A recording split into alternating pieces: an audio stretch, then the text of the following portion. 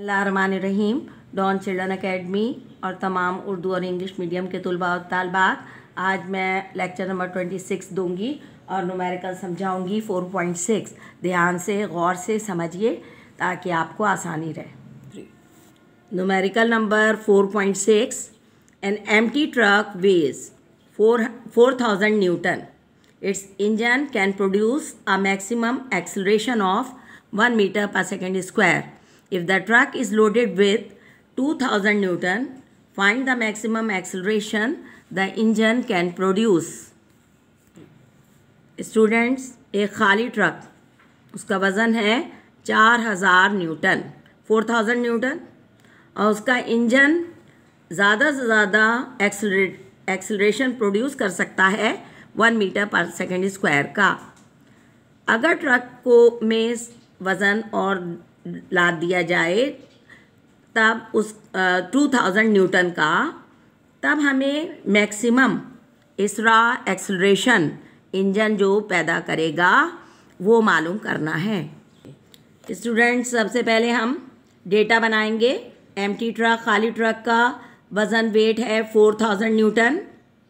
Acceleration जो engine produce कर रहा है वो है 1 metre per second square.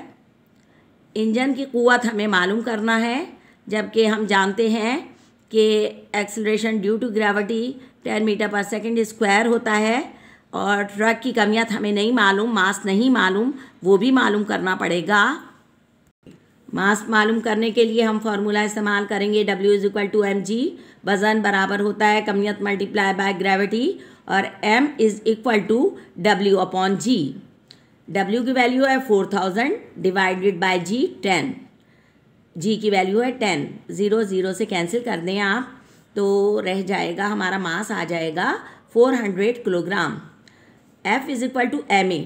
Truck के इंजन की हम ये क़ुव्वत मालूम कर रहे हैं, फोर्स मालूम कर रहे हैं। F = m 400 newton multiply by a 1 metre per second square, तो F = 400 न्यूटन। हमारे पास F की वैल्यू आ चुकी है। ट्रक पर सामान रखने के बाद कुल वज़न हो गया 4000 न्यूटन वज़न था एम्प्टी ट्रक का, खाली ट्रक का। उस पर हमने 2000 न्यूटन का वज़न और रखा, तो हमारा टोटल वज़न हो चुका है W = 6000 न्यूटन। अब हम ट्रक की कुल कमियत वज़न रखने के बाद की मालूम करेंगे। हम फार्मूला जानते हैं m का, m = W/g। m = W हमारा है 6000/9 की एग्जैक्ट वैल्यू जो है वो होती है 9.8 मीटर पर सेकेंड स्क्वायर।